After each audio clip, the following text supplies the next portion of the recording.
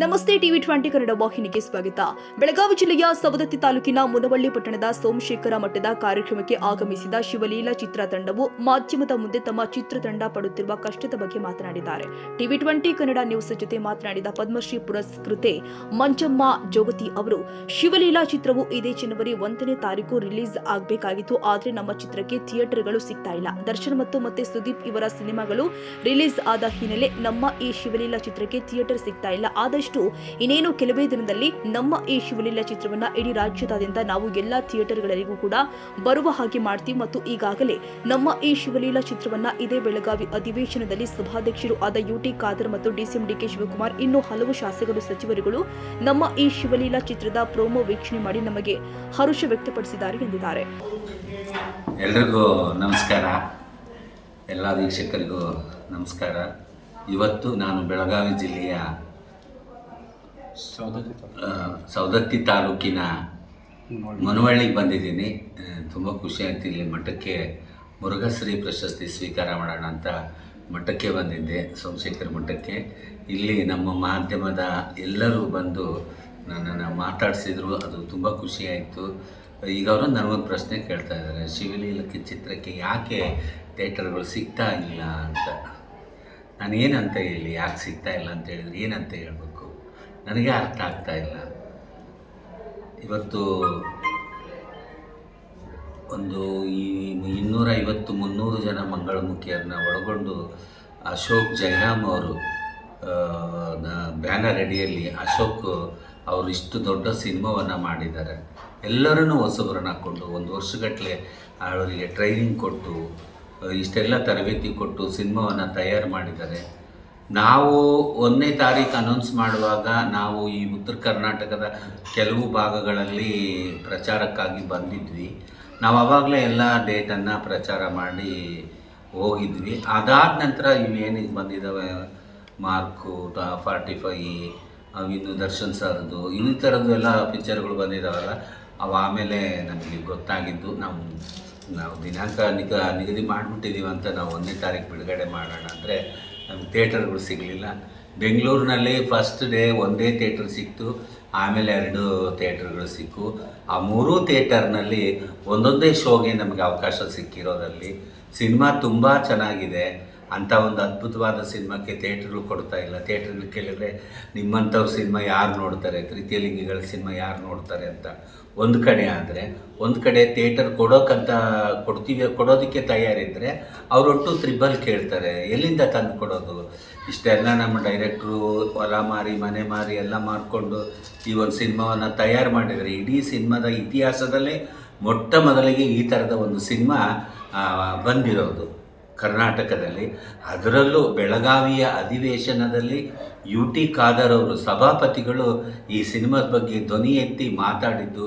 ಅವತ್ತು ಸಂಜೆ ಒಂದು ಪ್ರೀಮಿಯರ್ ಶೋ ಇಟ್ಟಾಗ 200 ಜನ ಶಾಸಕರು, ಸಚಿವರು, MLAಗಳು, ಮಿನಿಸ್ಟ್ರುಗಳು, ಇಷ್ಟು ಜನ, ಅದನ್ನು ಸುಮಾರು ಒಂದು 300-350 ಜನ ಅವತ್ತು ಸಿನಿಮಾ ನೋಡಿದರು, ಮೆಚ್ಚುಗೆ ವ್ಯಕ್ತಪಡಿಸಿದರು. ಆದರೆ ಇವತ್ತು ಅಂಥ ಒಂದು ಸಿನಿಮಾಕ್ಕೆ ಥಿಯೇಟರ್ ಸಿಗ್ತಾ ಇಲ್ಲ ಅಂದರೆ ಒಂದು ವಿಪರ್ಯಾಸ.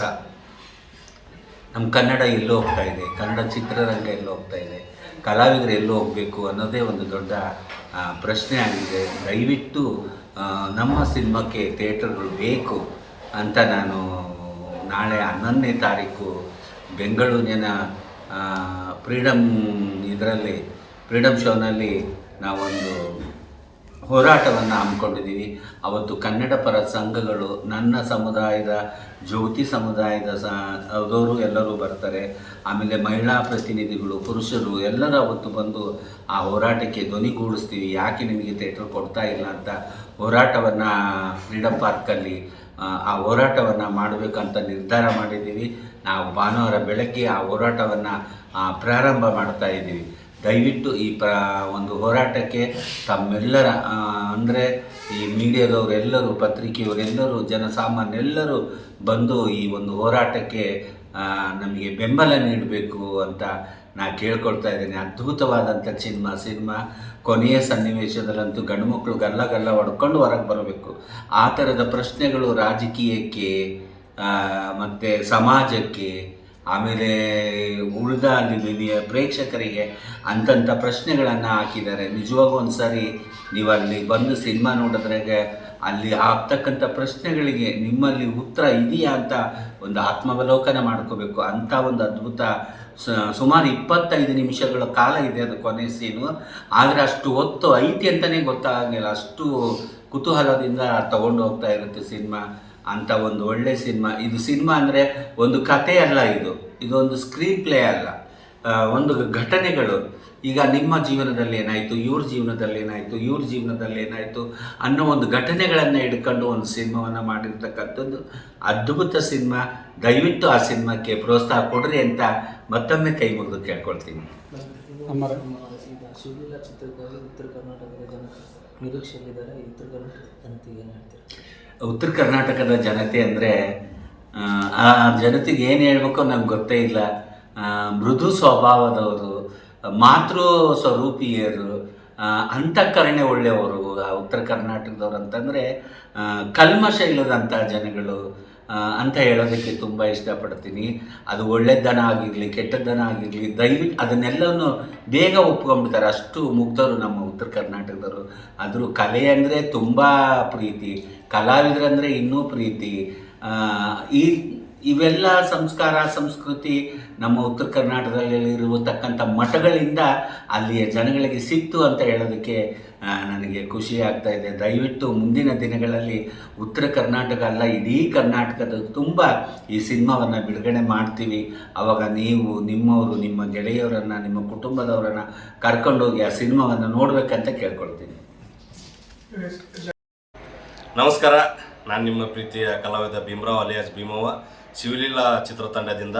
ಇವತ್ತು ನಾವು ಸವದತ್ತಿ ತಾಲೂಕಿನ ಮುನವಳ್ಳಿ ಪಟ್ಟಣಕ್ಕೆ ಬಂದಿದ್ದೀವಿ. ನಾನು ಪದ್ಮಶ್ರೀ ಮಂಜಮ್ಮ ಜೋಗ್ತಿಯವರು ಆ್ಯಕ್ಚುಲಿ ಇಲ್ಲಿ ಪ್ರೆಸ್ ಮೀಟ್ ಇಟ್ಟಿದ್ರು ಶಿವಲೀಲಾ ಚಿತ್ರತಂಡಕ್ಕೋಸ್ಕರ. ಯಾಕಂದರೆ ಎಲ್ಲ ಕಡೆ ಓಡಾಡ್ತಾ ಇದೆ, ಶಿವಲೀಲಾ ಚಿತ್ರಕ್ಕೆ ಥಿಯೇಟ್ರ್ ಸಿಗ್ತಾ ಇಲ್ಲ ಅನ್ನೋ ಕಾರಣಕ್ಕೋಸ್ಕರ ನಮ್ಮ ಮಿತ್ರ ಮಾಧ್ಯಮವರು ಮುಂದೆ ಬಂದಿದ್ದಾರೆ. ಅವರಿಗೆ ನನ್ನ ಕಡೆಯಿಂದ, ನಮ್ಮ ತಂಡದ ಕಡೆಯಿಂದ ಹೃದಯಪೂರ್ವಕ ಧನ್ಯವಾದಗಳು ಹೇಳ್ತಾ ಇದ್ದೀನಿ ಸರ್ ನಿಮಗೆ.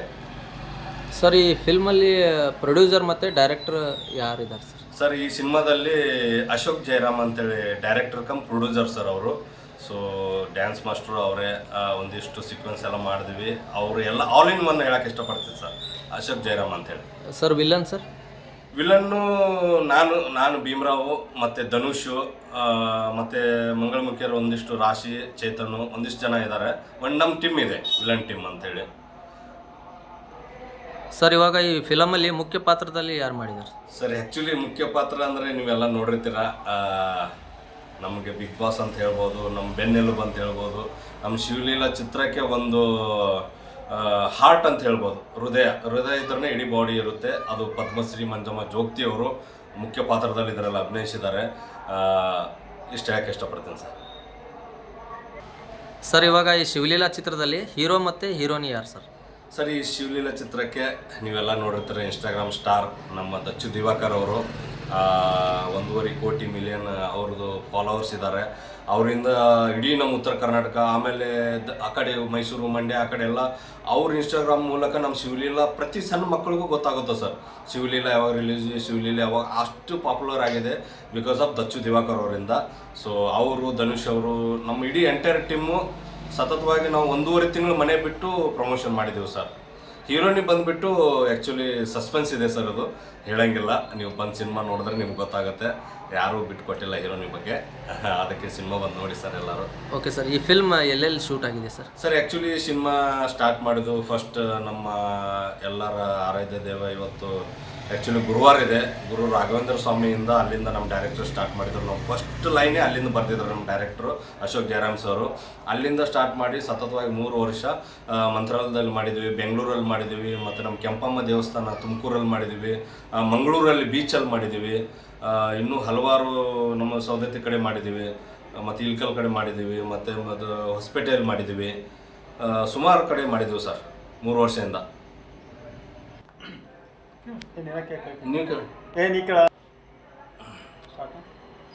ಸರ್, ಈ ಸಿನಿಮಾದಿಂದ ಏನಾದರೂ ಮೆಸೇಜ್ ಜನರಿಗೆ ನೀವು ಹೇಳೋದು? ಸರ್, ಈ ಸಿನಿಮಾದಿಂದ ಜನರಿಗೆ ಅಂತಲ್ಲ, ಎಂಟರ್ ಜನರಂದರೆ ತುಂಬ ಅದರಲ್ಲಿ ಮತ್ತು ಒಂದು ಗಂಡು ಒಂದು ಹೆಣ್ಣು ತಿತ್ತಿರ್ಲಿಂಗೆ 3 ಸೇರಿ ನಾವು ಹೇಳ್ಬೋದು. ನಾವೆಲ್ಲರೂ ಸಮಾನ ಅಂತ ಅಮ್ಮ ಪ್ರತಿಯೊಂದು ವಿಡಿಯೋದಲ್ಲಿ ಮಾತಾಡ್ತಿರ್ತಾರೆ. ಇದರಲ್ಲಿ ಏನಂದರೆ ಆ್ಯಕ್ಚುಲಿ ನಾನು ತಪ್ಪು ಮಾಡಿದವನೇ ಸರ್. ಕಾಲೇಜ್ ಟೈಮಲ್ಲಿ ಮಂಗಳಮುಖಿಯರು ಕಂಡ್ರೆ ಅವ್ರಿಗೆ ಹೊಡೆದಿದ್ದೀನಿ, ಬೈದಿದ್ದೀನಿ, ಒಂದಿಷ್ಟು ದುಡ್ಡು ಕೇಳಕ್ಕೆ ಬಂದರೆ ಅಸಹ್ಯವಾಗಿ ಮಾತಾಡಿದ್ದೀನಿ. ಏನು ದೇವ್ರ ಇಚ್ಛೆ ಅನಿಸುತ್ತೆ ಈ ಸಿನಿಮಾದಲ್ಲಿ ಆ ಪಾಪ ಕರ್ಮ ನನ್ನ ತೊಳೆಯೋಕ್ಕೆ ಡಬಲ್ ಕ್ಯಾರೆಕ್ಟರ್ ಮಾಡಿಸಿದಾರೆ ಅನಿಸುತ್ತೆ ದೇವರು. ಇದನ್ನೆಲ್ಲ ಹೋಗಲಾಡ್ಸೋಕ್ಕೆ ಒಂದು ಮೆಸೇಜ್ ಸರ್ ಮುಖ್ಯವಾಗಿ. ಸೊ ಆ್ಯಕ್ಚುಲಿ ನಾವು ಈಗ ಬರಬೇಕಾದ್ರೆ ನೋಡಿ ನೀ ಅತ್ತೆ ಅಂದರೆ ಊಟ ಮಾಡಿಲ್ಲ ಅಂದ್ರೆ ಅವ್ರು ಬರ್ತಾರೆ ಹಿಡ್ಕೊಂಡು ಹೋಗ್ತಾರೆ ನೋಡಿ, ಈ ಥರ ಎಲ್ಲ ನಮ್ಮ ಉತ್ತರ ಕರ್ನಾಟಕದಲ್ಲಿ ಅಂಜಿಸ್ತಾರೆ. ಅದು ಒಂದು ಸ್ವಲ್ಪ ಹೋಗಬೇಕು.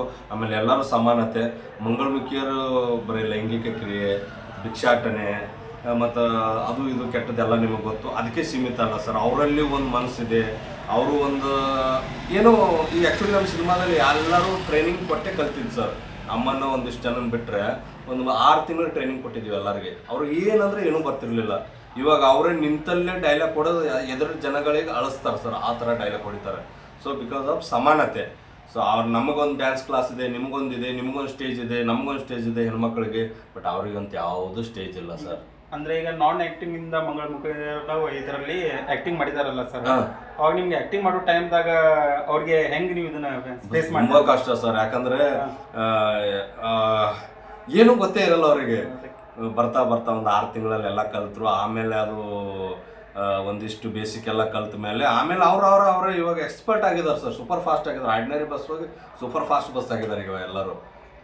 ನೀವು ನಮ್ಮ ಬ್ಯಾನರ್ ನೋಡಿರ್ಬೋದು ಪೋಸ್ಟರಲ್ಲಿ, ಅಲ್ಲಿ ಒಂದು ನಮ್ದು ಅದೇ ಹೇಳ್ದೆ ನಾನು, ಒಂದಿಬ್ಬರನ್ನ ಬಿಟ್ಟರೆ ಎಲ್ಲರೂ ಒರಿಜಿನಲ್ ಮಂಗಳಮುಖಿನೇ. ಆ ಥರ ಆ್ಯಕ್ಟಿಂಗ್ ಮಾಡಿದ್ದಾರೆ. Veeresh Benachina Maradimath, TV20 Kannada news, Munavalli. ಕನ್ನಡಿಗರ ಮೆಚ್ಚಿನ ನಿಮ್ಮ TV20 ಕನ್ನಡ ವಾಹಿನಿ ಇದೀಗ ಟಿವಿಯಲ್ಲಿ ಲಭ್ಯ. ಕರ್ನಾಟಕ ಮತ್ತು ದೇಶ ವಿದೇಶದ 360 ಡಿಗ್ರಿ ಸುದ್ದಿ ವಿವರವನ್ನ ಪಡೆಯುವುದಕ್ಕೆ TV20 ವಾಹಿನಿಯನ್ನು ಲೈಕ್ ಮಾಡಿ, ವಿಡಿಯೋಗಳನ್ನು ಶೇರ್ ಮಾಡಿ, ಕಮೆಂಟ್ ಮಾಡಿ, ಸಬ್ಸ್ಕ್ರೈಬ್ ಮಾಡಿ. HCN ಕೇಬಲ್ 842 ನಂಬರ್ನಲ್ಲಿ ಹುಕ್ಕೇರಿ ತಾಲೂಕು ಹಾಗೂ ಸಂಕೇಶ್ವರದ ಸುತ್ತಮುತ್ತಲಿನ ಹಳ್ಳಿಗಳಲ್ಲಿ ಲಭ್ಯ. PCN ಕೇಬಲ್ 129 ನಂಬರ್ನಲ್ಲಿ ಹಾರುಗೆರೆ ಸುತ್ತಮುತ್ತಲಿನ ಹಳ್ಳಿಗಳಲ್ಲಿ ಲಭ್ಯ. ರಾಯಬಾಗ್ ಡಿಜಿಟಲ್ ಚಾನೆಲ್ ಕೇಬಲ್ 80ನೇ ನಂಬರ್ನಲ್ಲಿ ರಾಯಬಾಗ ತಾಲೂಕಿನ ಸುತ್ತಮುತ್ತಲಿನ ಹಳ್ಳಿಗಳಲ್ಲಿ ಲಭ್ಯ. UDCN ಕೇಬಲ್ ನೆಟ್ವರ್ಕ್ ಉಗಾರ ಸುತ್ತಮುತ್ತಲಿನ ಹಳ್ಳಿಗಳಲ್ಲಿ ನಿಮ್ಮ TV20 ಕನ್ನಡ ವಾಹಿನಿಯೂ ಲಭ್ಯ.